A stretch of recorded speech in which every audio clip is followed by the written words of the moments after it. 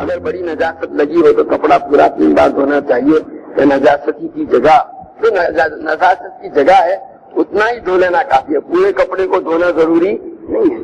مثلا کرتے کے یہاں لگی ہے نجاست، اس حصے کو 3 مرتبہ دھو لے، کرتا پورا پاک ہو جائے گا۔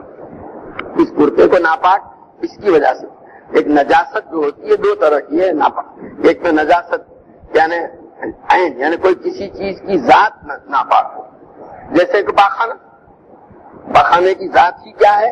ناپاک۔ جب تک پاخانہ ہے ناپاکی ہے، 100 پانیوں سے دھو تو بھی وہ ناپاک، سمجھا ہے کہ نہیں؟ اور ایک دوسرا جو ہے نجاست دوسری چیز کی وجہ سے، جیسے کپڑے کو پیشاب لگ گئی، بدن کو پاخانہ لگ گیا، تو اب یہ بدن کو ناپاک کہیں گے، بدن خود اپنی ذات کے اعتبار سے ناپاک نہیں، یہ جو باہر سے پاخانہ لگا اس کی وجہ سے ناپاک۔